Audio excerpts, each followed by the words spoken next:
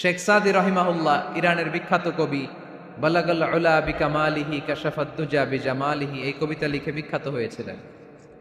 তো ওনার একটা সময়ে আর্থিক দৈন্যতা যাচ্ছিল, টাকা পয়সা ছিল না, ফলে পায়ে দেওয়ার মতো জুতা ছিল না। কি ছিল না? জুতা ছিল না। তো খুব আফসোস করে একদিন মনে মনে আল্লাহরে বলে, আল্লাহ আমি এত বড় কবি, আমার পায়ে দেওয়ার মতো জুতা নাই। আহা, আফসোস করে ঘর থেকে বের হয়েছে। বের হয়ে দেখে এক ভিক্ষুক ভিক্ষা করে। ওই ভিক্ষুকের দুইটা পাই নাই, ভিক্ষুকের দুইটা, আর কবি সাহেবের কি নাই? জুতা নাই। কবি সাহেব যখন এই দৃশ্য দেখছে, হায় রে, আমার তো পা আছে, এর তো পাই নাই, সেজদায় পড়ে গেল। আর আল্লাহরে বলে, আল্লাহ শুকর আলহামদুলিল্লাহ, বেশ ভালো আছি, আর কিছু লাগবে না। এজন্য শান্তি হচ্ছে শুকর আলহামদুলিল্লাহর ভিতরে। শান্তি কিসের ভিতরে? শুকর আলহামদুলিল্লাহর ভিতরে। এজন্য আওয়াজ করে পড়েন আলহামদুলিল্লাহ। আপনার চাহিদার কোনোদিন শেষ হবে না। দেখবেন যার পা নাই, সে পা দেখে আফসোস করে, ইস লোকটা হেঁটে যায়, কি সুন্দর যায়, আমি তো হাঁটতে পারি না, যদি হাঁটতে পারতাম, যদি দুইটা পা থাকতো। যার পা আছে, সে সাইকেলওয়ালাদেরকে দেখে আফসোস করে, ইস আমার যদি একটা সাইকেল থাকতো তাহলে তার হাঁটা লাগতো না, সাইকেল দিয়ে বাজারে যেতাম। যার সাইকেল আছে, সে আবার হুন্ডাওয়ালাদেরকে দেখে আফসোস করে, ইস একটা হুন্ডা যদি থাকতো তাহলে তো ভোঁ ভোঁ করা যাইতো না। হুন্ডাওয়ালারও আফসোস আছে প্রাইভেট কারওয়ালাদের দেখে। তারা আফসোস করে, ইস আমার যদি একটা কার থাকতো তাহলে তো কার চালাইতে পারতো। যাদের প্রাইভেট কার, এদেরও আফসোস আছে, ইস আমার যদি একটা হেলিকপ্টার যদি থাকতো তাহলে তো উড়াল মারতে পারতাম, ঠিক কিনা? হেলিকপ্টারওয়ালাদেরও আফসোস আছে, আমার যদি একটা জেট প্লেন থাকতো, jet plane, private jet plane, prince Walid bin তালালের মতো 70% মেড অফ গোল্ড, তার একটা জেট প্লেন আছে, এটার 70% স্বর্ণ দিয়ে বানানো। তার মানে চাওয়ার কোনো শেষ আছে? নাই। সুখ শান্তি যদি চান, অলওয়েজ পড়বেন আলহামদুলিল্লাহ। কে পড়বেন? টাকা যার বেশি, টেনশন তার বেশি। সাধারণত টাকা যার বেশি, রোগ তার বেশি। টাকা যার বেশি, শান্তি তার কম। আপনি খোঁজ নিয়ে দেখেন, 1000 কোটি টাকার মালিক, ঘরে শান্তি নাই। স্ত্রীর সাথে মনোমালিন্য, স্ত্রী যায় একদিকে, উনি যায় আরেকদিকে। পোলায় কই যায়, পোলায় নিজেও জানে না। মেয়ের অবস্থা খারাপ, আরেক ছেলের সাথে হাঁটে। তো এই হচ্ছে এদের লাইফস্টাইল। সবাই না, আল্লাহওয়ালা যারা তারা ভিন্ন। রাতে এদের ঘুম হয় না, অনেকগুলো ঘুমের ট্যাবলেট খেয়ে ঘুমাতে হয়, ঘুম আসে না, ঘুম আসে না। কিন্তু রিক্সাওয়ালা, কুলিওয়ালা, দিনমজুর, এদের রোগ বালাই আছে? কথা বলেন। খাওয়ার সমস্যা আছে, ঘুমের সমস্যা আছে, শুইলেই ঘুম আসে, যেখানে রাইত ওইখানেই কাইত। ঘুমাইতে দেরি, নাক ডাকতে দেরি হয় না, ওর নাকের ডাকের আওয়াজে ট্রাকের ইঞ্জিনও ফেল। শান্তির ঘুম। এই জন্য সবসময় শান্তি খুঁজতে হবে। কি খুঁজবো? শান্তি দেওয়ার মালিককে। আল্লাহ তুমি এই দেশটাকে শান্তিময় করো। আসুন আমরা সরাসরি কোরআন থেকে শুনি, কারণ কোরআন থেকে শুনলে বরকত বেশি না কম? আরো জোরে বলেন, বেশি না কম? এটা এমন একটা কিতাব যে কিতাবে কোনো ভুল নাই। আছে? সন্দেহ আছে? সংশয় আছে? মুত্তাকিনদের জন্য এই বইটারে হেদায়েতের কিতাব করে নাজিল করলো কে? যালিকাল কিতাবু লা রাইবা ফি হুদাল লিল মুত্তাকিন। This is the book, the most authentic and original book in the world, whereof there is no doubt in it and a guidance to those who are muttaqin. এটা এমন বই যে বইয়ে কোনো ভুল নাই, কোনো সন্দেহ নাই, কোনো সংশয় নাই। মুত্তাকিনদের জন্য এই বইটারে হেদায়েতের কিতাব করে পাঠালো কে? আবার আল্লাহ বলেন, কিতাবুন আনজালনাহু ইলাইকা লিতুখরিজান নাসা মিনাজ-যুলুমাতি ইলান-নূর। নবী হে, এই কিতাবকে আমি নাজিল করেছি অন্ধকারাচ্ছন্ন মানুষগুলোকে আলোর পথ দেখাতে, বামপন্থী গুলারে ডানপন্থী বানাতে, জাহান্নামী গুলারে জান্নাতি বানাতে। এই কিতাব যদি কেউ পড়ে, সে মানুষের মতো মানুষ হয়। ওই মানুষ কখনো অন্যায় করে না।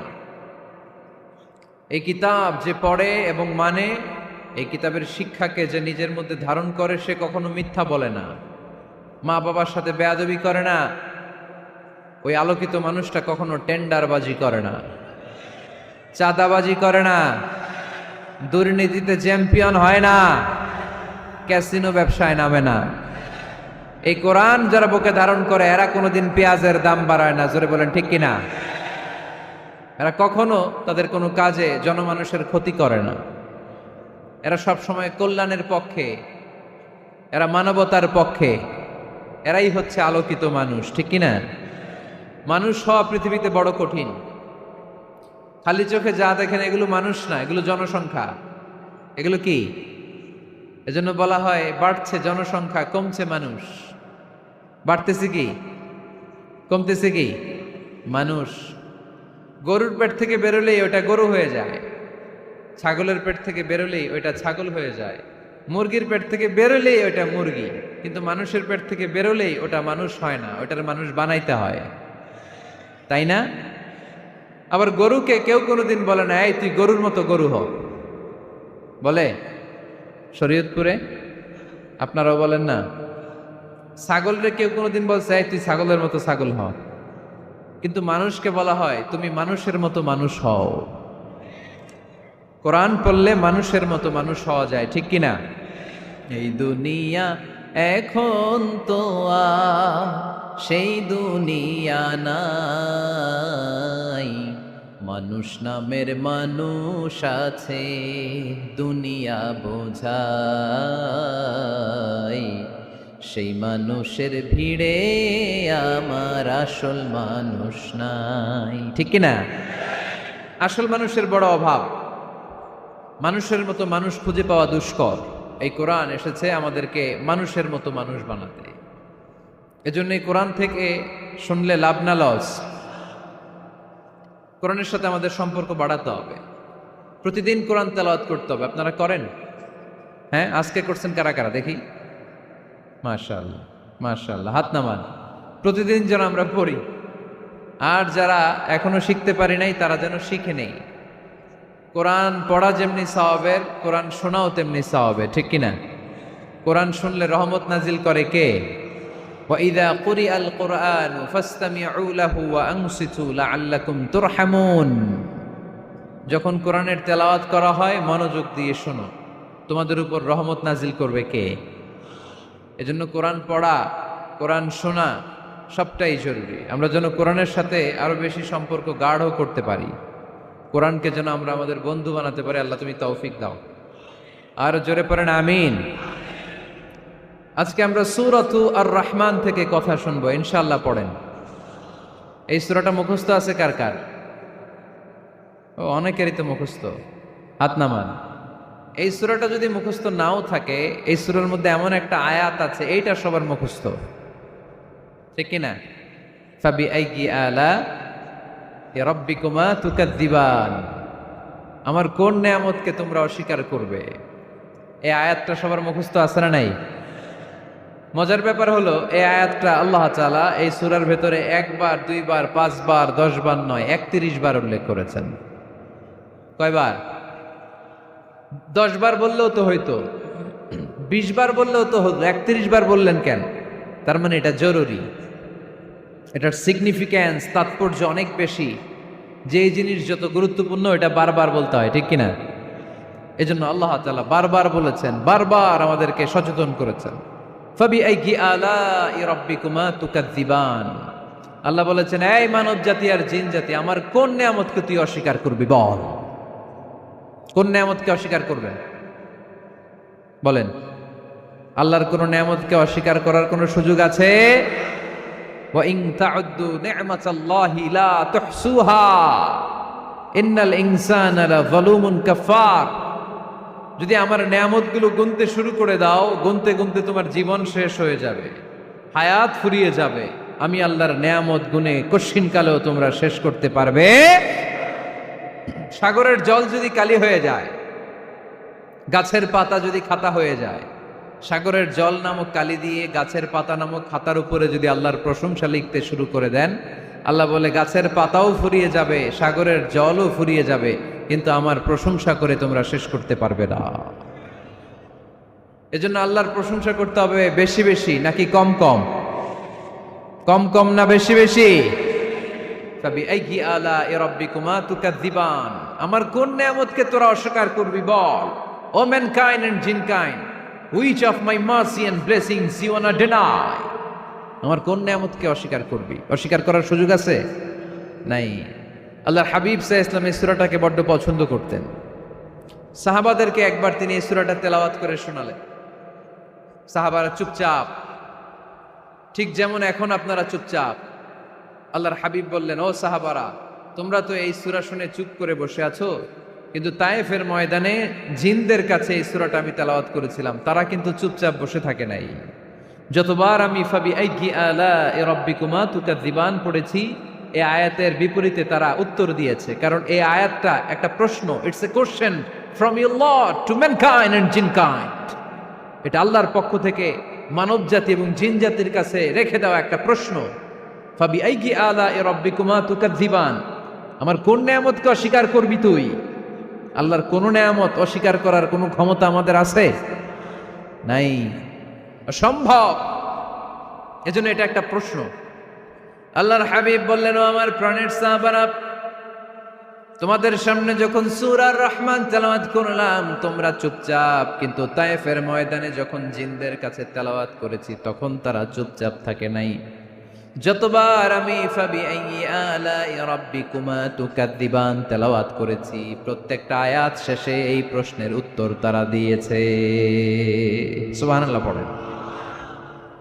যতবার এই আয়াতটা পড়েছি প্রত্যেকবার এই আয়াত শেষে তারা প্রশ্নের উত্তর দিয়েছে। তারা প্রত্যেকবার বলেছে, লা বিশাইইম মিন নিআমিকা রাব্বানা নুকাযযিবু ফালাকাল হামদু।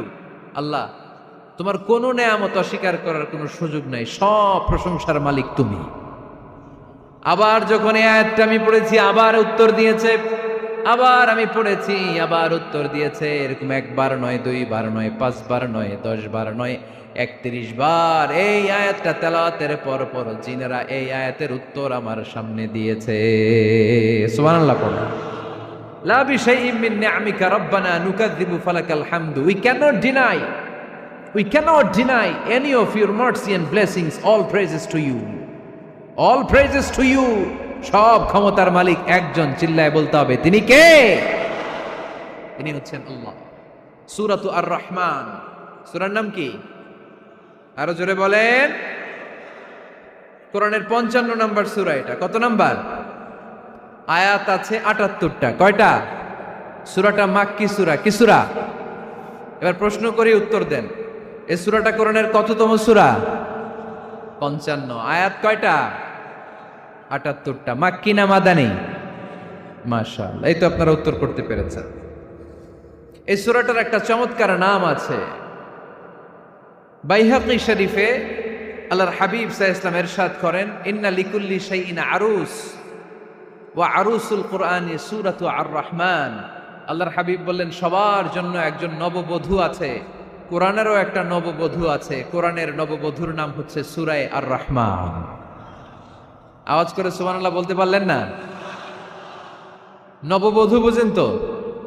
হ্যাঁ, নতুন বউ। নববধূ মানে কি? আল্লাহর হাবিব বললেন, ইন্না লিকুল্লি শাইইন আরুস ওয়া আরুসুল কুরআনি সূরাতু আর রহমান। সবার জন্য একটা নববধূ আছে, কোরআনেরও একটা নববধূ আছে। কোরআনের নববধূর নাম সূরা আর রহমান। নববধূ যেমনি বাসর রাতে হাতে পায়ে আলতা মেখে, বেনারসি শাড়ি পরে, লিপস্টিক দিয়ে, খোপায় ফুল দিয়ে, জুয়েলারি পরে, অর্নামেন্টস পরে, মেকআপ করে, পার্লারিং করে তার স্বামীর জন্য ওই রাতে সে নিজেকে উজাড় করে সাজায়, ঠিক কিনা? ঠিক তেমনি আল্লাহ তাআলা এই দুনিয়াতে আমাদেরকে কি কি নিয়ামত দিয়েছেন, আবার কি কি নিয়ামত জান্নাতে গেলে দিবেন, তার সব কিছু বর্ণনা করে এই সূরাটাকে তিনি উজাড় করে সাজিয়েছেন। সূরাটার নাম কি? আরো জোরে বলেন, কি নাম? আর রহমান। একটা দুর্বল বর্ণনায় এসেছে, দুর্বল বর্ণনায়, যে আল্লাহ তাআলা, স্বয়ং আল্লাহ তাআলা জান্নাতে জান্নাতীদেরকে এই সূরা আর রহমানটা নিজ কণ্ঠে তেলাওয়াত করে শোনাবেন। আমরা আল্লাহর কণ্ঠের তেলাওয়াত শুনতে চাই কি চাই না? আল্লাহর তেলাওয়াত কি আমাদের মতো তেলাওয়াত? আল্লাহ দেখতে কি আমাদের মতো? লাইসা কামিসলিহি শাই, তার মতো কেউ নাই। তার মতো কেউ আছে? তার মতো কেউ নাই, তিনি তার মতো। তিনি কার মতো? তিনি তার মতো। লাইসা কামিসলিহি শাই। জান্নাতীরা যখন জান্নাতে ঢুকবে, আল্লাহ তাআলা প্রশ্ন করবেন, ও জান্নাতীরা, এই কোরআনে যত নাজ নেয়ামতের বর্ণনা দিয়েছিলাম তার সবগুলো কি তোমরা পাই টু পাই বুঝে পেয়েছো? জান্নাতীরা বলবে পেয়েছি। হঠাৎ এক জান্নাতি হাত তুলে বলবে, আল্লাহ একটা জিনিস তো পাই নাই। সবাই বলে পাইছি, তুমি পাও নাই। কি পাও নাই? কয় আমনেরই তো পাই নাই। সুবহানাল্লাহ পড়বেন না? আপনাকেই তো পাই নাই। সব দেখলাম, সব খাইলাম, সব দেখলাম, কিন্তু আপনারা তো দেখলাম না। আল্লাহ তাআলা তখন বিশাল জান্নাতের এক কনফারেন্স রুমে সবাইকে বসিয়ে আল্লাহর দিদার মানুষকে দেখাবেন। আল্লাহ তাআলা তার গোপন সৌন্দর্যকে সেদিন জান্নাতীদের সামনে প্রকাশ করে দিবেন। আল্লাহর হাবিব বসবেন ওই কনফারেন্স রুমে সবার সামনে। আল্লাহর হাবিবের পেছনে বসবে অন্যান্য নবীরা, তারপরে সোহাদা, সালেহীন, আউলিয়া সবাই বসবে। ওই জান্নাতের কনফারেন্স রুমে আমরাও যেন বসার জায়গায় পাই, আল্লাহ তুমি তৌফিক দিয়ে দিও। আল্লাহ তাআলা অনেকগুলো নূরের পর্দার পেছন থেকে নূরের ঝলকানি মারবেন। ওই ঝলকানি এক মুহূর্তের জন্য দিবেন। এক মুহূর্ত। কয় মুহূর্ত? 70,000 নূরের পর্দার কথা বলা হয়, এই বর্ণনাটাও দুর্বল। পর্দা আছে কিন্তু কয় হাজার জানে কে? আল্লাহ। ওই পর্দা সরিয়ে আল্লাহ তাআলা সৌন্দর্যের বা নূরের ঝলকানির এক আলোকচ্ছটা জান্নাতীদের সামনে তুলে ধরবেন এক মুহূর্তের জন্য। কয় মুহূর্ত? আলোকচ্ছটা দিয়েই আবার নাই, আবার সরায় ফেলবেন। ওই এক মুহূর্ত দেখে জান্নাতীরা পাগল হয়ে যাবে, অপলক নেত্রে তাকিয়ে থাকবে। এইভাবে চোখের পলক ফেলবে না, চোখ মেলে তাকিয়ে আছে। কিন্তু সামনে কিন্তু আল্লাহর নূর আর নাই, কারণ ওইটা আসছিল কয় মুহূর্তের জন্য? এক মুহূর্ত পরে নাই। কিন্তু কি যে দেখলাম, কত সুন্দর! কোটি কোটি বছর এরকম অপলক নেত্রে জান্নাতীরা তাকিয়ে থাকবে।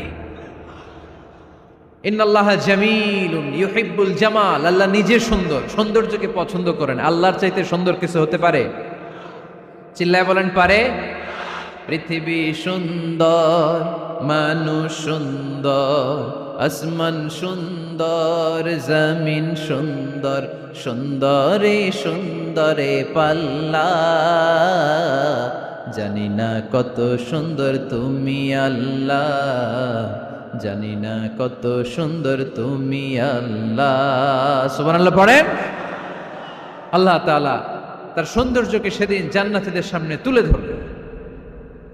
এই সূরাটা নাজিলের একটা ব্যাকগ্রাউন্ড আছে। আল্লাহর হাবিব সাল্লাল্লাহু আলাইহি সাল্লাম মক্কার জমিনে কাফিরদেরকে দাওয়াত দিতে লাগলেন, আল্লাহর ইবাদত করো, আল্লাহর জিকির করো, আল্লাহর প্রশংসা করো। এরকম দাওয়াত দিতে দিতে কিছুদিন পরে বিষ্ণু ইসলাম বলতে শুরু করলেন, রহমানের ইবাদত করো, রহমানের জিকির করো, রহমানের পায়ে সেজদায় লুটিয়ে পড়ো। তখন কাফেররা প্রশ্ন শুরু করে দিল, মুহাম্মদ এতদিন বলতা আল্লাহ, এখন কইতেছো রহমানের কথা, আসলে কোনটা? আল্লাহরে তো আমরা চিনি, রহমানরে তো আমরা চিনি না। আল্লাহর দাওয়াত দিচ্ছ, আল্লাহর গুণগান গাইছো, আল্লাহকে আমরা চিনি জানি, কিন্তু রহমানটা আবার কে? সে আবার কবে আসলো, কোত্থেকে আসলো, কবে থেকে আছে, কতদিন থাকবে? রহমানরে তো আমরা চিনি না। ওরা রহমান চিনে না। এজন্য আল্লাহ তাআলা রহমানকে চিনায় দেওয়ার জন্য আর রহমান নামে একটা সূরা নাজিল করে দিলেন। وَإِذَا قِيلَ لَهُمُ اسْجُدُوا لِلرَّحْمَنِ قَالُوا وَمَا الرَّحْمَنُ। যখন তাদেরকে বিশ্বনবী বললেন রহমানের পায়ে সেজদা দাও, রহমানের জন্য সেজদায় লুটিয়ে পড়ো, ক্বালু ওয়ামার রহমান, তারা বলল রহমানটা আবার কে? রহমান কে? আল্লাহ চিনি, রহমানরে তো চিনি না। এখন রহমানকে এটা চিনানোর দরকার আছে না নাই? রহমানকে এটা চিনানোর জন্য আল্লাহ তাআলা আর রহমান নামে কোরআনে একটা সূরা নাজিল করলেন। চিল্লায়ে পড়েন আল্লাহু আকবার। কাফেরদেরকে জানানোর জন্য রব্বুল আলামিন সূরাত আর রহমান নাজিল করলেন আর বললেন, আর রহমান আল্লামাল কুরআন খলাকাল ইনসান আল্লামাহুল বায়ান। দয়াময় রহমান শেখালেন কোরআন, বানালেন ইনসান শেখালেন বায়ান। দয়াময় রহমান শেখালেন কোরআন, বানালেন ইনসান শেখালেন বায়ান, দয়াময় রহমান শেখালেন কোরআন। বানালেন ইনসান শেখালেন বায়ান, দয়াময় রহমান শেখালেন কোরআন। বানালেন ইনসান শেখালেন বায়ান। আল্লাহু আকবার। আল্লাহ বলেন রহমান রে চিনো না? আর রহমান আল্লামাল কোরআন, খলাকাল ইনসান আল্লামাহুল বায়ান। আমি হলাম রহমান, আমি দয়াময়, আমি মেহেরবান। আমার দয়ার কোনো শেষ নাই, আমার মায়ার কোনো শেষ নাই। আমার দয়া ভালোবাসা ছাড়া এই পৃথিবীতে কোনো কিছু হওয়া সম্ভব। ওয়াসিআত রাহমাতি কুল্লা শাই, সব জায়গায় আমার আল্লাহর রহমত আছে না নাই? আল্লাহর রহমত ছাড়া এক ফোঁটা বৃষ্টি আকাশ থেকে জমিনে ঝরে? আল্লাহর রহমত ছাড়া একটা গাছের পাতা মাটিতে পড়ে? আল্লাহর রহমত ছাড়া একটা শ্বাস আমরা ভেতরে ঢুকাতে পারি? আল্লাহর রহমত ছাড়া পৃথিবীতে কিচ্ছু সম্ভব না। চিল্লায় বলেন ঠিক কিনা? আমার আল্লাহর দয়া ভালোবাসা যে কত বেশি আমরা জানি না, আমরা জানি না। আরশের বুকে আল্লাহ বিশাল সাইনবোর্ডে লিখে রেখেছেন সাবাকাত রাহমাতি গাদাবি, সাবাকাত রাহমাতি গাদাবি। এর মানে হচ্ছে আমার রাগের উপরে আমার দয়া বিজয় লাভ করেছে। সাবাকাত রাহমাতি গাদাবি, আমার রাগও আছে, আল্লাহর রাগ আছে না? আমার দয়াও আছে, আল্লাহর দয়া আছে না? আল্লাহ বললেন আমার রাগও আছে, আবার আমার দয়াও আছে। তবে জেনে রেখো আমার রাগের চেয়ে দয়া বেশি। আল্লাহর কোনটা বেশি? দয়া বেশি। আমাদের পাপ অন্যায় যত বড় হোক, মনে রাখবেন আল্লাহর দয়া তার চাইতেও বড়। নাকি ছোট? আপনি যত বড় পাপ করেন না কেন, আমাদের জন্য আল্লাহর পক্ষ থেকে দয়া আছে না নাই? বনি ইসরাইলের এক লোক সিরিয়াল কিলার ছিল, খালি মার্ডার করতো, সিরিয়াল মার্ডার। একটা, দুইটা, তিনটা, 10টা, 5টা করতে করতে করতে করতে 99টা মার্ডার করেছে। কয়টা? এলাকায় আছে নাকি এরকম কেউ? 99টা মার্ডার। কল্পনা করা যায়? 99 জন মানুষকে সে নিজ হাতে হত্যা করেছে। 99 মার্ডার করার পরে তার মনে ভয় আসলো, হায়রে না জানি আল্লাহ আমার সাথে কেমন আচরণ করে আখিরাতে। আমার তওবা আছে কিনা কপালে জানি না, আমার তো ক্ষমা নাই, কি করব আমি? তো সে লোকজনদেরকে জিজ্ঞেস করলো আমার ক্ষমা আছে কিনা, এটা কে বলতে পারবে? আমাকে আল্লাহ মাফ করবে কিনা? তারা সবাই বলল এই এলাকায় এক আল্লাহর ওলি আছে, তার কাছে যাও। সে আল্লাহর ওলির কাছে যেয়ে বলে, ও আল্লাহর ওলি, আমি 99টা হত্যা করেছি, 99টা মার্ডার, আমার কপালে ক্ষমা আছে কিনা তুমি একটু বলো। আল্লাহর ওলি কই, কি বললা? 99টা মার্ডার? হায় হায় সর্বনাশ, তোর কোনো ক্ষমা নাই। এবার যে মার্ডার করছো কয় আমার যেহেতু ক্ষমা নাই, তোরে বাঁচায় রেখে লাভ কি, তোরেও দিলাম শেষ করে। এবার সেঞ্চুরি করে ফেলাইছে। কথা বুঝতেছেন? আমার যেহেতু ক্ষমা নাই, তো তোরে বাঁচায় রেখে কি লাভ, তোরেও শেষ করে দিলাম। এবার সেঞ্চুরি। সেঞ্চুরি করার পরেও ভয় আছে না নাই অন্তরে? অন্তরে তো আল্লাহর ভয়, কই যাবে? খুঁজতে লাগলো কে সমাধান দিতে পারবে। একজন বলল ওই এলাকায় একজন বড় আলেম আছে, ওই আলেমের কাছে যা। সে আলেমের কাছে যেয়ে বলে, আলেম, আমি 99টা হত্যা করেছি, এখন আমার বড্ড ভয় হয়, আল্লাহ আমারে মাফ করবে কিনা, তুমি একটু আমারে বলো। আলেম বলে, তোমার গুনাহ যত বড়ই হোক, আমার আল্লাহর দয়া তার চাইতেও বড়। তুমি কি পাপ করেছো, কি অন্যায় করেছো তুমি? তুমি জানো না আমার রব কত মেহেরবান, তিনি কত দয়ালু, তিনি ভালোবাসার আধার, তিনি করুণার আধার। তোমার পাপ অন্যায় যদি হয় খালের পানির সমান, বিলের পানির সমান, আমার আল্লাহর দয়া সাগরের পানির সমান। তোমার পাপ আর অন্যায় যদি হয় পাহাড়ের সমান, আমার আল্লাহর ভালোবাসার দয়া হচ্ছে আকাশের সমান। তুমি যদি তওবার মতো তওবা করতে পারো, ক্ষমার মতো ক্ষমা চাইতে পারো, চোখের পানি ছেড়ে, চোখের পানির বড় দাম, চোখের পানির মধ্যে বিশাল কারিশমা, এটা আল্লাহ খুব পছন্দ করে। 2 ফোঁটা পানি আল্লাহ পছন্দ করে। এক, জেহাদের ময়দানে শহীদের গা বেয়ে ঝরে পড়া রক্তের ফোঁটা। 2 হচ্ছে অনুতপ্ত বান্দার চোখের পানির ফোঁটা। বান্দা যখন অনুতপ্ত হয়ে চোখের পানি ছেড়ে কাঁদে, তার চোখের পানি চোখ বেয়ে নাকের ডগা বেয়ে মাটিতে পড়ার আগেই ওই অনুতপ্ত বান্দার সব গুনাহ আল্লাহ মাফ করে দেয়। সে জিজ্ঞেস করলো আমার ক্ষমা আছে কিনা?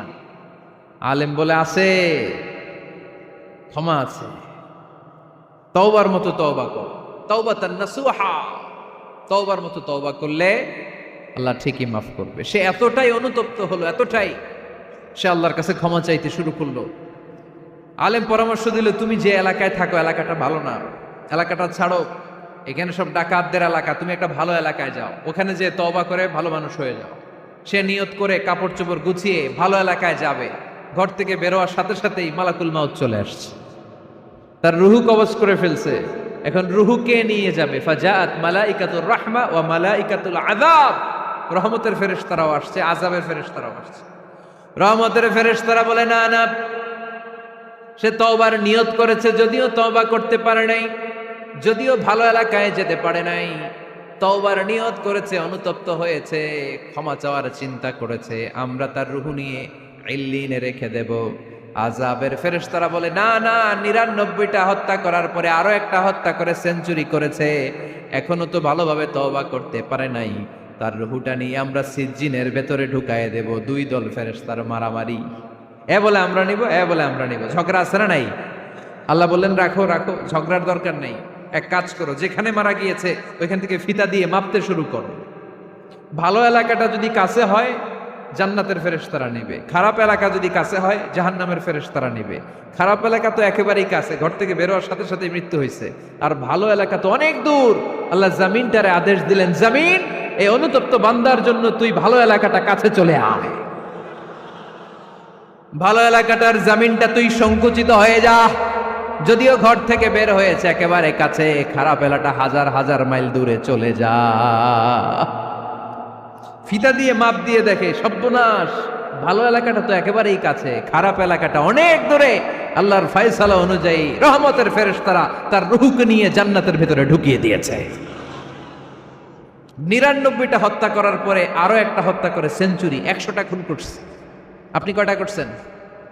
আমি কয়টা করছি? তো ১০০টা খুন করে যদি ও মাফ পেতে পারে আমার আল্লাহর কাছ থেকে, আমরা কি ক্ষমা পেতে পারি না? ওর পাপের কাছে আমাদের পাপ কি? কয় ওয়াক্ত নামাজ ছাড়ছেন আপনি? কয়টা মিথ্যা কথা বলছেন? কতবার ঘুষ খাইছেন? কত টাকা সুদে লাগাইছেন?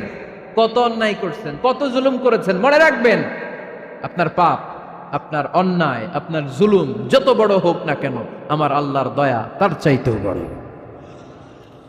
এজন্য আল্লাহ নিজের পরিচয় দিয়ে বললেন, আর রহমান আল্লামাল কুরআন খালাকাল ইনসান আল্লামাহুল বায়ান। আমি রহমান, আমি দয়ার সাগর। আমি কি?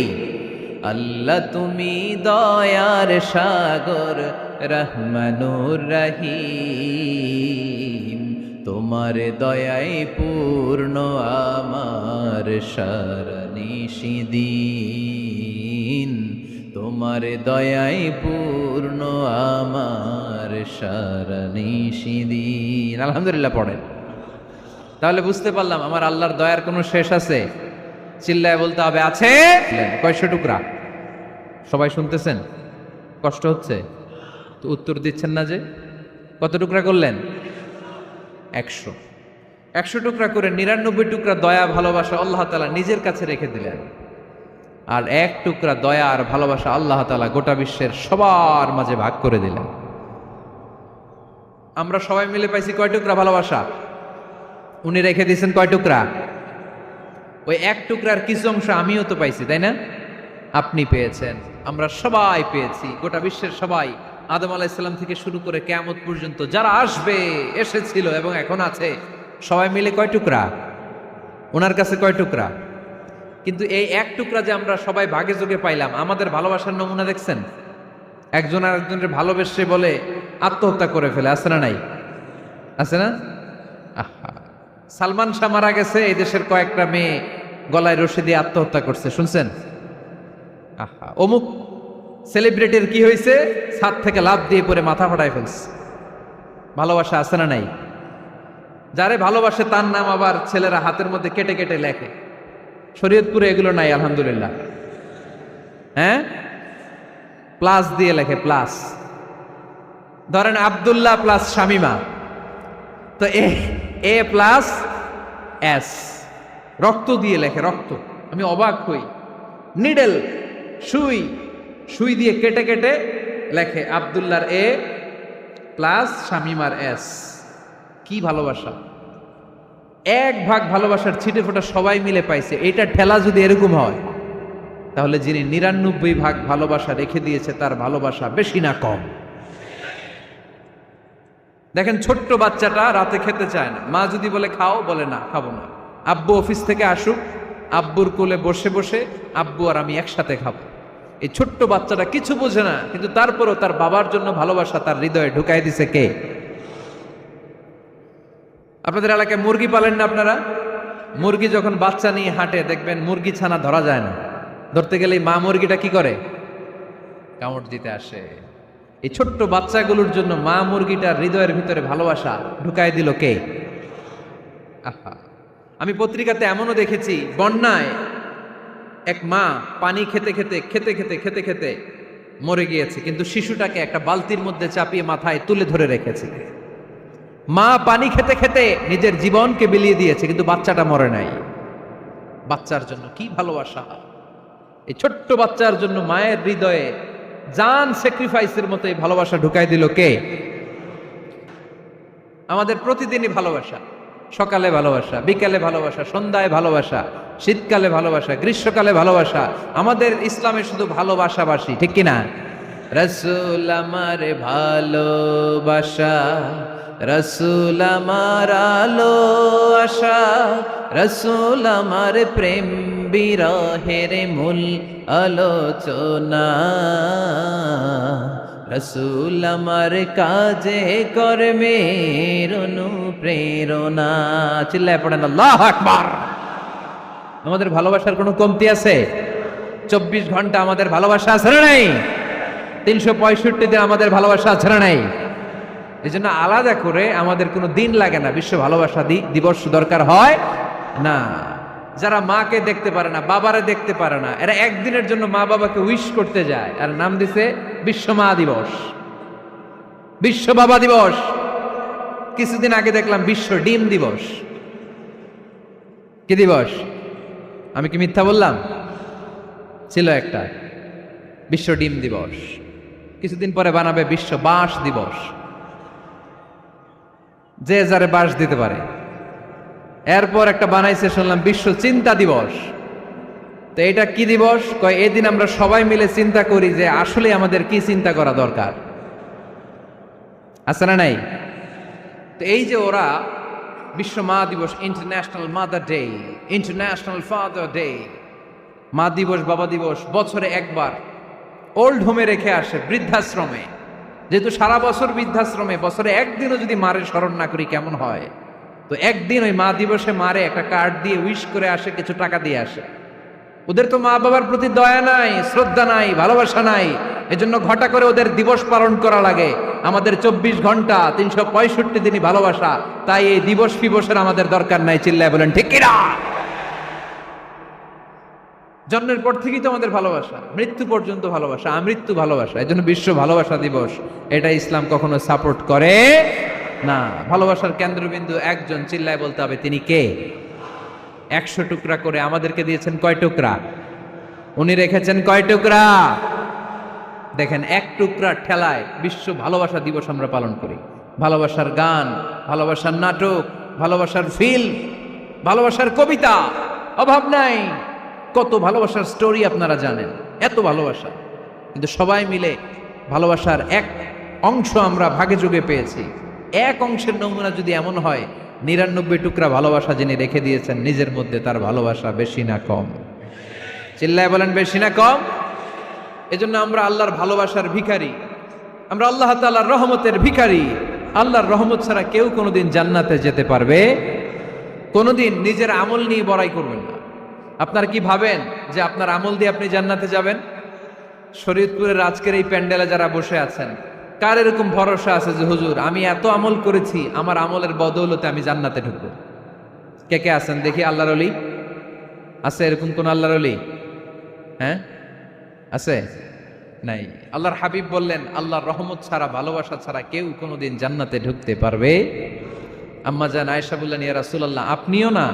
আল্লাহর হাবিব বললেন, না আমিও না, তবে আল্লাহর রহমত আর দয়া সেদিন আমাকে ঘিরে রাখবে। মান নুকিশা উযযিবা, যার হিসাব আল্লাহ সেদিন চাইবেন সে ধরা খেয়ে যাবে। সব সময় আল্লাহর কাছে এই দোয়াটা যেন আমরা করি, আল্লাহ কিয়ামতের দিন তুমি আমার হিসাব নিও না, আল্লাহ তুমি আমার বিচার বসিও না, আল্লাহ তুমি দয়া করে আমারে মাফ করে দিও। আল্লাহ যার বিচার করবেন ও জাহান্নামে যাবে, আর যার বিচার করবেন না সে জান্নাতে যাবে। আল্লাহ যদি বিচার করে আর পাই টু পাই হিসাব নেয়, নামাজ পড়লি না কেন, রোজা রাখলি না কেন, মিথ্যা বললি কেন, খাদ্যে ভেজাল দিলি কেন, মাছে ফরমালিন দিলি কেন, যৌতুক খাইলি কেন, ঘুষ খাইলি কেন, উল্টাপাল্টা করলি কেন, জিনা করলি কেন, একটার পর একটা প্রশ্ন বানে যদি সেই ভয়ঙ্কর দিনে আল্লাহ আমাদেরকে জর্জরিত করে, আমাদের কোনো উত্তর আছে? সেদিন আমাদের বাঁচার কোনো উপায় আছে? তাই আমরা সবাই আল্লাহর কাছে দোয়া করব, আল্লাহ কোনো বিচার টিচার মানি না, কোনো বিচার করতে পারবো না, দয়া করবা। কথা কয় না? কি করবে? এবার আওয়াজ করে বলেন, বিচার চান না দয়া চান? রোজ হাসরে হে আল্লাহ আমার করোনা বিচার, আল্লাহ করোনা বিচার, পড়েন আমিন। রোজ হাসরে হে আল্লাহ আমার করোনা বিচার, আল্লাহ করোনা বিচার, বিচার চাহি না তব দয়া চাহে এ গুনাহগার, আল্লাহ করোনা বিচার, পড়েন আমিন। তিনি যদি দয়া করেন তবেই আমরা জান্নাত যেতে পারবো, ঠিক কিনা? এজন্য আল্লাহ বললেন, আর রহমানু আল্লামাল কুরআন খালাকাল ইনসান আল্লামাহুল বায়ান। আমি হলাম রহমান। কাফেররা বলে রহমানকে জানি না, রহমানকে চিনি না। আল্লাহ বলে রহমানকে চিনে নাও, আমার নাম রহমান, আমি দয়ালু, আমি মেহেরবান, ঠিক কিনা? এজন্য প্রতিদিন সূরা ফাতিহায় দ্বিতীয় আয়াতটা আমরা কি পড়ি? আর রহমান আর রাহিম, ঠিক কিনা? তিনি দয়ার সাগর, তিনি মায়ার সাগর। আমরা বললাম, আল্লাহ ঠিক আছে, আমরা বুঝেছি আপনি দয়ার সাগর, আর আপনি কি করেন? দ্বিতীয় আয়াতে আল্লাহ বললেন, আল্লামাল কোরআন, আমি কোরআন শিক্ষা দেই। শুধু দয়ার সাগর হয়ে আমি আল্লাহ বসে থাকি নাই, তোমাদের হেদায়েতের জন্য আমি কোরআন নাজিল করে দিয়েছি। আল্লামাল কোরআন, আমি কোরআন শিক্ষা দেই। আমাদেরকে কোরআন শিখিয়েছে কে? বিশ্বনবীকে কোরআন শিখিয়েছে কে? আল্লাহ। এজন্য দুনিয়াতেও যারা কোরআন শিখায় তাদের মর্যাদা বাড়ায় দেয় কে?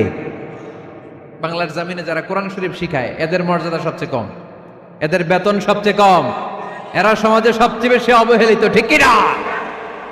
আল্লাহর কাছে এরা সবচেয়ে বেশি সম্মানিত। আল্লাহর হাবিব বললেন, খায়রুকুম মান তাআল্লামাল কুরআন ওয়া আল্লামাহু, তোমাদের মধ্যে আল্লাহ তাআলার কাছে সবচাইতে প্রিয় শ্রেষ্ঠ ওই মানুষটা যে নিজে কোরআন পড়ে আবার অন্যরে পড়ায় দেয়। সুবহানাল্লাহ পড়েন। আপনি যদি কাউরে শুধু সূরা ফাতিহাটা শিখান, কোন সূরা? সূরা ফাতিহাটা যদি শিখায় দেন, সে যতদিন সূরা ফাতিহা তেলাওয়াত করবে ওই তার তেলাওয়াতের একটা পার্সেন্টেজ সওয়াব আপনার আমলনামায় আছে না নাই? সে যদি আবার আরেকজনের শিখায়, ওই লোক যদি আবার আরেকজনের শিখায় দেয়, এরকম যতজনকে তারা শিখাবে প্রত্যেকের তেলাওয়াতের একটা পার্সেন্টেজ সওয়াব আপনার আমলনামায় ঢুকায় দিবে কে? এজন্য কোরআন নিজেও শিখবো, অন্যকেও শেখাবো। রাজি আছেন তো? আপনাদের এখানে মসজিদে কোরআন শিক্ষার আসর আছে নাকি? হ্যাঁ, এই যে বাড়ির পাশে যে একটা মসজিদ দেখলাম, কোরআন শিখায়। কিবার শিখায়? প্রতিদিন। কে শিখায়? ইমাম সাহেব। বেতন টেতন দেন তো? কত দেন? 1 লক্ষ মাসে? 5-6 হাজার? বলে কি? এক একটা ইমামের কমসে কম 1 লক্ষ টাকা বেতন হওয়া দরকার, ঠিক কিনা? না খেয়ে না পড়ে অল্পতে তুষ্ট থেকে যারা শুকরিয়া করে এরা আমাদের আইম্মাতুল মাসাজিদ, মসজিদের ইমামরা, মসজিদের মুয়াজ্জিনরা। এক একটা মসজিদের মুয়াজ্জিনের গলা হবে এরকম বিশাল উঁচু। কিয়ামতের ময়দানে সবাই আমরা এর দিকে তাকায় থাকবো, কিরে ভাই তোর গলা উঁচু কেন? সে বলবে, আমার এই গলা দিয়ে প্রতিদিন 5 বার আমি আজান দিয়েছি। কিয়ামতের ময়দানে ঠিকই সম্মানিত, দুনিয়ায় আমরা চিনলাম না ওনাদেরকে। এজন্য কোরআন শিক্ষার আসর জন্য আমরা গড়ে তুলি। তালিমুল কোরআন প্রজেক্ট লাগবে, শিশুদের কোরআন শিক্ষার আসর, নারীদের কোরআন শিক্ষার আসর, বয়স্কদের কোরআন শিক্ষার আসর। আমরা কোরআন শিখে মরতে চাই, কোরআন জেনে মরতে চাই। No excuse will be granted that day. সেদিন আল্লাহ কোনো এক্সকিউজ গ্রহণ করবে না। সব পারো, হিন্দি তো ঠিকই কইতে পারো। হিন্দিতে কথা কইতে পারে না ছেলেপেলেরা? হিন্দি সিনেমা এমন দেখা দেখে হিন্দিতে কথা কইতে পারে। তো হিন্দি ভাষা বুঝতে পারলে, শিখতে পারলে আরবি পারলা না কেন? কোনো এক্সকিউজ, ওজোর, আপত্তি সেদিন আল্লাহ গ্রহণ করবে না। শরীয়তপুরের ভাইরা, আসুন আমরা কোরআন শিখি, আসুন আমরা কোরআন পড়ি। প্রতিদিন একটা আয়াত হলেও কমপক্ষে আমরা যেন কোরআনের অর্থ পড়ি, বঙ্গানুবাদ পড়ি। রাজি আছেন তো? আপনাদের স্মার্টফোন আছে কার কার হাতে দেখি?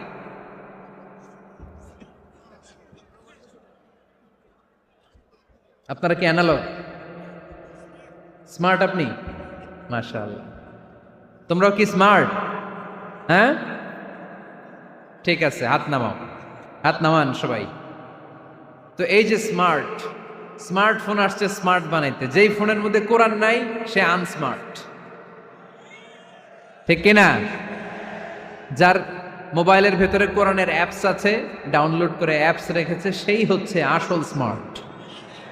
He is the real hero, he is the real smart.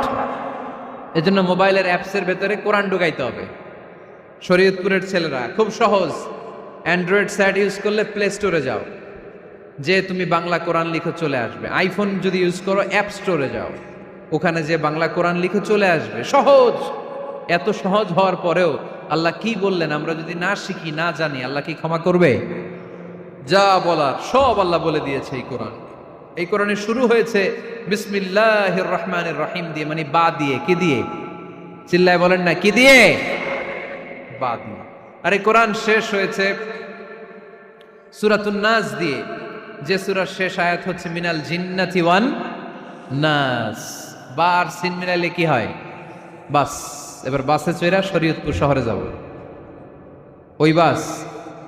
এই বাস মানে যথেষ্ট, এই বাস মানে সাফিসিয়েন্ট, কাফি। আল্লাহ বুঝালেন এই 30 পারায় 114টা সূরায় আমি যা দিয়েছি এটাই বাস, যথেষ্ট। নতুন করে আর কিচ্ছু লাগবে না। চিল্লায় বলেন ঠিক কিনা? এজন্য মোবাইলে কোরআনের অ্যাপস ঢুকাইবেন। কে কে ঢুকাইবেন আজকে থেকে দেখি? আমারে দেখানোর জন্য হাত তুলছেন? দেখাতে হবে একজন রে, তিনি কে? আল্লাহরে দেখান, আল্লাহর ফেরেশতারে দেখান। এখন কই মারছে হাত? আল্লাহর ফেরেশতার কথা কইছেন, ভয় ঢুকছে। ঢুকাবেন ঢুকাবেন। এদিকে হাত তোলো না কেন? আছে? মাশাআল্লাহ, হাত নামান। আল্লাহ তুমি সব ভাইদেরকে কবুল করো। আমরা যেন মোবাইলে হিন্দি সিরিয়াল না দেখি, আমরা যেন ড্যান্স না দেখি, উলঙ্গ নৃত্য যেন না দেখি। আমরা যেন এই মোবাইলে কোরআন পড়ি। আমরা কান দিয়ে যা শুনবো তাতে যেন সওয়াব হয়। আমরা চোখ দিয়ে যা দেখবো তাতে যেন সওয়াব হয়, ঠিক কিনা? যেন কানে শুনি সদা তোমার কালাম, হে খোদা চোখে যেন দেখি শুধু কোরআনের আয়াত। শোনো আমার মুনাজাত, শোনো শোনো ইয়া ইলাহি আমার মুনাজাত, শোনো আমার মুনাজাত। পড়েন আমিন। তাহলে আমরা যে কিতাবটারে সঙ্গী বানাবো, কিতাবটার নাম সবাই বলেন। আমরা যে কিতাবটারে বন্ধু বানাবো, এই কিতাবটার নাম, এটা আল্লাহর কিতাব। এই কিতাব সংরক্ষণের দায়িত্ব নিয়েছে কে? এই কিতাবকে কেউ ধ্বংস করতে পারবে? এই কিতাবের পিছু লেগে কেউ সুবিধা করতে পারবে? এই কিতাবের তাফসির কেউ বন্ধ করতে পারবে না, অসম্ভব। কোরআনের কথা ছড়িয়ে পড়বে যুগ থেকে যুগ, যুগান্তরে, দেশ থেকে দেশ, দেশান্তরে, ঠিক কি না? এটা এমন কিতাব, এই কিতাবের পিছু লেগে লাভ নাই। এই কিতাবের বাণী ছড়িয়ে পড়বে গোটা বিশ্বময়। অনেকে অনেক ষড়যন্ত্র করেছে এই কিতাবকে ধ্বংস করে দেওয়ার জন্য। আমাদের এই খোদ ভারতবর্ষে ষড়যন্ত্র হয়েছিল। ব্রিটিশরা যখন চলে গিয়েছিল, ওরা প্ল্যান করেছিল এই কিতাবকে কি করে আমাদের থেকে ডিটাচ করা যায়, কেমন করে আলাদা করা যায়। এর একটা কমিটি করে দিয়েছে, আপনারা গবেষণা করে দেখেন এই ভারতবর্ষ থেকে কেমন করে কোরআন দূর করা যায়। তারা বুদ্ধি করে বলল, এক কাজ করি, কারণ তাদের কোরআনের কপিগুলো মসজিদ থেকে বের করে আমরা আগুন দিয়ে জ্বালাই দিব, তাইলেই কোরআন শেষ। কোরআনের কপি যদি আগুন দিয়ে জ্বালায় দেওয়া হয় তাহলে তো আর পৃথিবীতে কোরআন থাকবে না, না থাকবে? যদি আগুন লেগে ধ্বংস হয়ে যায়, ধ্বংস হয়ে যায়, যদি আগুন লেগে যায় পুড়ে যায় পৃথিবীর সব বইয়ের দোকান, বিশ্ব থেকে হারাবে না পবিত্র কোরআন, বিশ্ব থেকে হারাবে না পবিত্র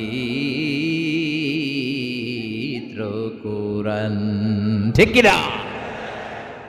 পরে দেখলো না রিসার্চে গন্ডগোল আছে, অ্যানালাইসিস ভুল, আবার নতুন কমিটি পাঠালো তারা ইংল্যান্ড থেকে, 33 সদস্য বিশিষ্ট কমিটি। তারা এসে গবেষণা করে দেখলো না, এই কোরআন আগুনে জ্বালায় দিলে কোরআন দূর হবে না। কারণ আমরা ভারতবর্ষের হেফজখানাগুলোতে যে দেখেছি ছোট্ট বাচ্চারা মাথা দুলিয়ে দুলিয়ে কোরআন পড়ে, কোরআন তারা শুধু কাগজেই লিখে রাখে না, সিনার ভিতরে গেঁথে রাখে। ওই কোরআন মুসলমানদেরকে শিখিয়েছে কে? সে আল্লাহ বললেন, আর রহমানু আল্লামাল কুরআন খালাকাল ইনসান আল্লামাহুল বায়ান। আল্লাহ বললেন আমি মেহেরবান, আমি কোরআন শিখিয়েছি। আমরা বললাম আল্লাহ আর আপনি কি করেন? আল্লাহ বলেন খালাকাল ইনসান, আমি মানুষ বানিয়েছি। সুবহানাল্লাহ পড়েন। আমাদেরকে তৈরি করেছে কে? জোরে বলতে হবে কে? মানব সৃষ্টির 3টা পদ্ধতি কোরআনে পাওয়া যায়। পদ্ধতি নাম্বার 1, বাবাও নাই মাও নাই। এই পদ্ধতিতে আল্লাহ কাকে বানাইছে বলেন? আদম আর হাওয়া আলাইহিস সালাম, এদের বাবা মা ছিল। 2 নম্বর পদ্ধতি হচ্ছে মা আছে কিন্তু বাবা নাই। এই পদ্ধতিতে আল্লাহ কাকে বানালেন? কি নাম? ঈসা আলাইহিস সালাম। 3 নম্বর পদ্ধতি হচ্ছে মাও আছে বাবাও আছে। এই পদ্ধতিতে আল্লাহ কাদেরকে বানিয়েছেন? আমাদেরকে বানিয়েছেন। তাহলে পদ্ধতি কয়টা? 3টা। আদম আলাইহিস সালামকে বানানোর পদ্ধতিও 3টা। প্রথমে আল্লাহ 3 লাজিব এঁটেল মাটি নিলেন, তারপর নিলেন হামাইম মাসনুন কাদামাটি, তারপরে এটারে বানালেন ঠনঠনে শুকনো মাটি। সাইয়েদনা আদম আলাইহিস সালামের অবয়ব তৈরি করলেন 60 হাত লম্বা করে। সাইয়েদনা আদম আলাইহিস সালামকে যখন আল্লাহ বানিয়েছেন কয় হাত লম্বা? সহিহ বুখারীর বর্ণনা, লাম্মা খালাকাল্লাহু আদামা ওয়া কানা তুলুহু 60 যিরাআন। আল্লাহ তাআলা যখন আদম আলাইহিস সালামকে বানালেন 60 হাত বা 60 গজ লম্বা করে বানালেন। আপনারাও যারা জান্নাতে যাবেন 60 হাত লম্বা হয়ে জান্নাতে ঢুকবেন। কয় হাত লম্বা? সুবহানাল্লাহ পড়বেন না? আদম আলাইহিস সালামকে বানালেন। আবার মায়ের পেটে যে আমরা বড় হলাম, এখানেও আমাদের 3টা ক্যাটাগরি, 3টা ধাপে তিনি আমাদেরকে বানালেন। মায়ের পেটে 9 মাস কি করছিলেন মনে আছে আপনাদের? শরীয়তপুরের ভাইরা মনে নাই কেন? হ্যাঁ, আমাদের কারোরই মনে নাই, ঠিক কিনা? এই 6 মাস 8 মাস কই যে ছিলাম, কোথায় ছিলাম আমরা মনে করতে পারি না। স্মৃতির পাতা হাতড়িয়ে যত পিছনে যাই আর বলতে থাকি। মনে আছে ছোটবেলার কথা? মনে নাই। আমরা সবাই কিন্তু এত বড় ছিলাম না ভাই, ছোট্ট ছিলাম, ছোট্ট। মায়ের জরায়ুর দেয়ালের মধ্যে লেপ্টে ছিলাম। নুতফা, আলাকা, মুদগা, sperm drop, blood clot and the little flesh. ছোট্ট নাপাক পানি ছিলাম। ওইটারে আল্লাহ বড় করতে আরম্ভ করলেন। বড় করতে করতে রক্তপিণ্ড বানালেন। রক্তপিণ্ড থেকে আল্লাহ গোশতপিণ্ড বানালেন। আমরা প্রত্যেকেই এরকম একটা গোশতের টুকরা ছিলাম। এটার ভিতরে আল্লাহ কঙ্কাল ঢুকালেন, আমার স্কেলিটন, আমার কঙ্কালটা, আমার অবয়বটা ঢুকালেন। তারপরে আবার গোশত দিয়ে প্যাকেট করলেন, তার উপরে আবার চামড়ার প্যাকেট পড়ায় দিলেন। পড়েন সুবহানাল্লাহ। এরপরে 9 মাস পরে এই পৃথিবীর বুকে স্মুথলি আমাকে আসার সুযোগ দিলেন কে? একথাই আল্লাহ সূরা আল মুমিনুনে বললেন, ওয়ালাকাদ খালাকনাল ইনসানা মিন সুলালাতিন মিন তিন সুম্মা জাআলনাহু নুতফাতান ফি ক্বারারিন মাকিন ثم خلقنا النطفة علقة فخلقنا العلقة مضغة فخلقنا المضغة عظاما فكسونا العظام لحما ثم أنشأناه خلقا آخر ফাতাবারাকাল্লাহু আহসানুল খালিকিন। পড়েন আল্লাহু আকবার। আপনারা উঠতেছেন কেন? উঠছেন কে কে দেখি?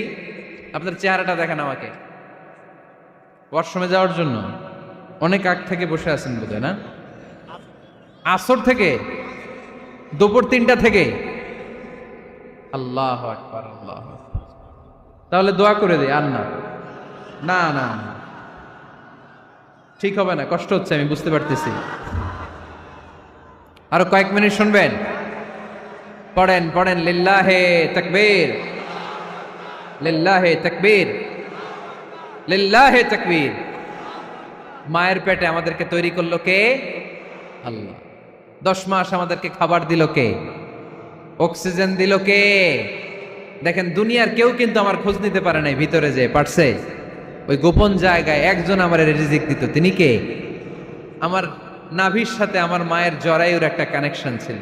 ওই একটা লাইন দিয়ে আমাদের সবাইকে আল্লাহ খাবারের ব্যবস্থা করেছেন, পানির ব্যবস্থা করেছেন, বাতাসের ব্যবস্থা করেছেন। দুনিয়ায় আসার সাথে সাথে দুনিয়ার মানুষরা ওই খাবারের লাইনটা কেটে দেয়, ঠিক কিনা?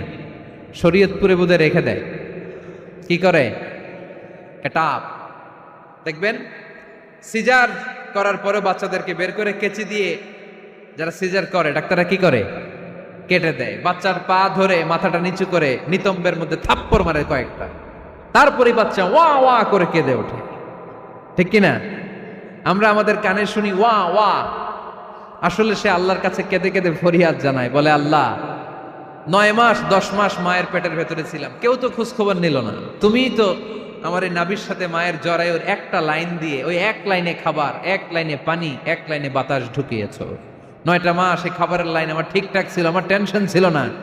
দুনিয়ার বুকে আসার সাথে সাথেই, এদের সাথে আমার কি শত্রুতা আমি জানি না, আসার সাথে সাথে আমার খাবারের লাইনটা কেটে দিস। আল্লাহ একটা মাত্র খাবারের লাইন ছিল, মানুষগুলো কেটে দিল। আমি এখন কি খাবো? আমি এখন যাব কই? আল্লাহ বলে কাঁদিস না, 8 মাস যেমনি খাওয়াইছি এখনো খাওয়াবো। সুবহানাল্লাহ পড়েন। খাবারের একটা লাইন ছিল, কেটে দিয়েছে। ওই একটার বিপরীতে তোর মায়ের বুকের ভেতরে এখন খাবারের 2টা লাইনের ব্যবস্থা করে দিলাম। খালাকাল ইনসান, তিনি মানুষ বানিয়েছেন, মানুষের যা দরকার তার ব্যবস্থাও করে দিয়েছেন। চিল্লায় বলেন ঠিক কিনা? এজন্য আল্লাহ বললেন আর রহমানু আল্লামাল কুরআন খালাকাল ইনসানা আল্লামাহুল বায়ান। আমি মেহেরবান, আমি তোমাদের কোরআন শিখিয়েছি, আমি মানুষ তৈরি করেছি, আমি তোমাদেরকে ভাষা শিক্ষা দিয়েছি। সুবহানাল্লাহ পড়েন। আল্লামাহুল বায়ান, আমি তোমাদেরকে বয়ান শিখিয়েছি। এই যে আমরা বয়ান করি, আমাদের যে ভাষা, এই ভাষা কার দান? আমাদের বাংলা ভাষা কার দান? পৃথিবীতে অনেক ভাষা আছে, একটা ভাষার প্রকাশভঙ্গির সাথে আরেকটার মিল নাই, একটার প্রকাশভঙ্গির সাথে আরেকটার মিল নাই।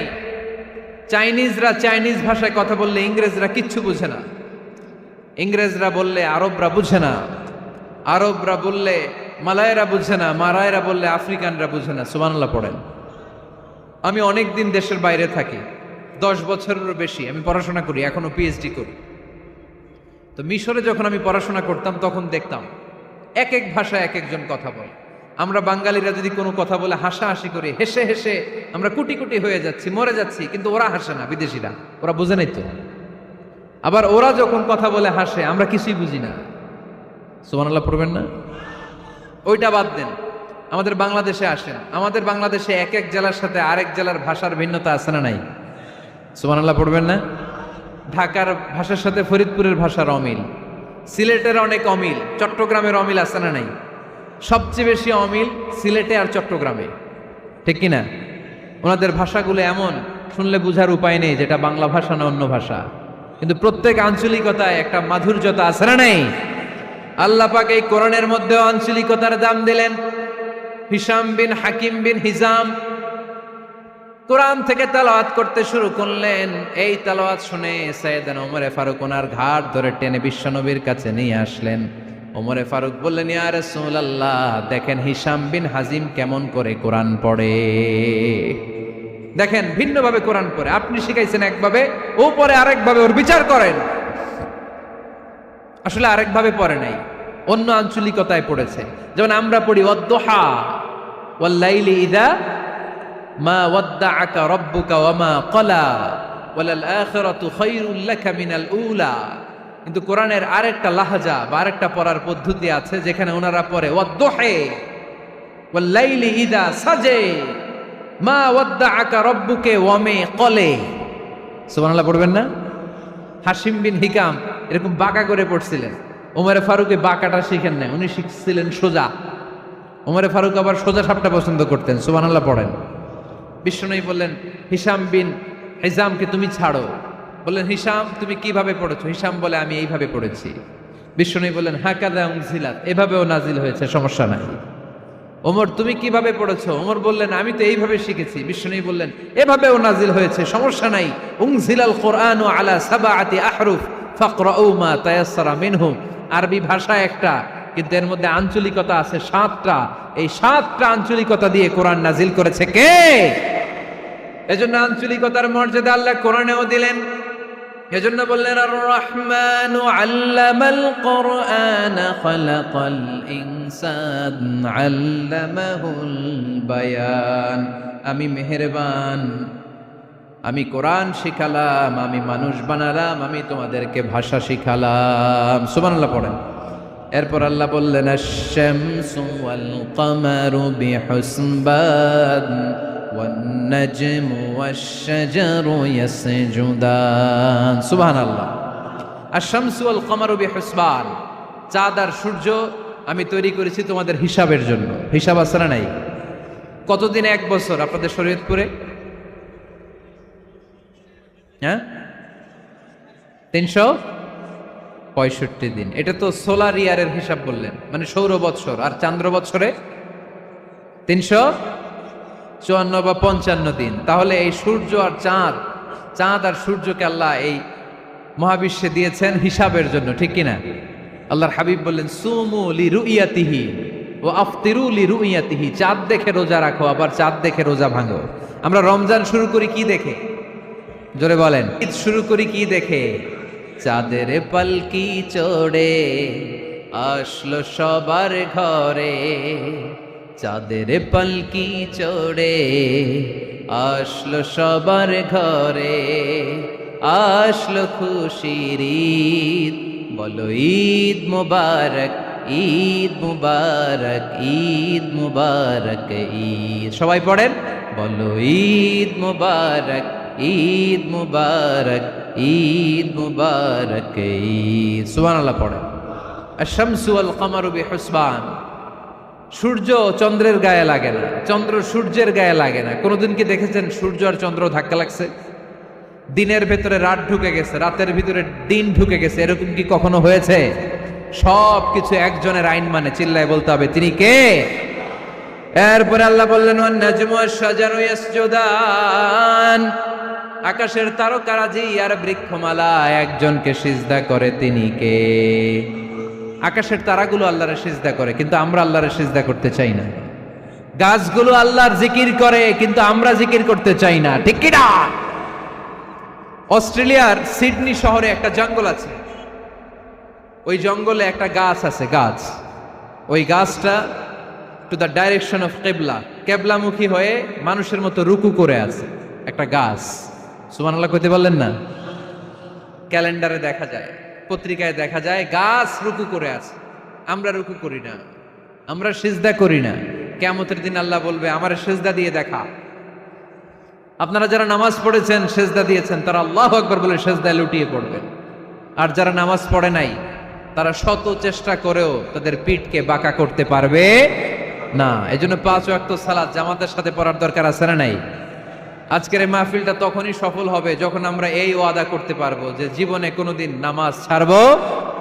এই ওয়াদা করা যাবে? সবাই করতে পারবেন? কার সাথে? আমার সাথে ওয়াদা করবেন। কার সাথে? হাত তুলে আল্লাহরে দেখান, আওয়াজ করে আল্লাহরে ডাকেন, বলেন হে আল্লাহ। আরো জোরে একটা ডাক দেন, পড়েন আল্লাহ। হাত তুলে ওয়াদা করলাম 5 ওয়াক্ত সালাত জামাতের সাথে আদায় করার চেষ্টা করব, তুমি তৌফিক দাও, আমিন।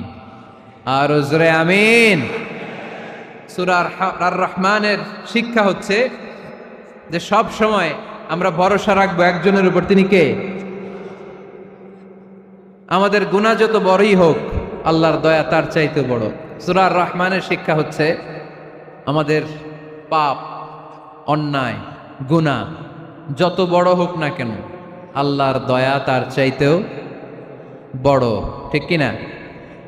এজন্য নিরাশ হবেন না, হতাশ হবেন না। আপনি যত পাপ করেন না কেন, অনুতপ্ত হলে ওযু করে এসে জায়নামাজটা বিছিয়ে 2 রাকাত নামাজ পড়েন, পাপের কথাগুলো স্মরণ করেন, ক্ষমা চান। চাওয়ার মতো চাইলে সব গুনাহ মাফ করে দিবে কে?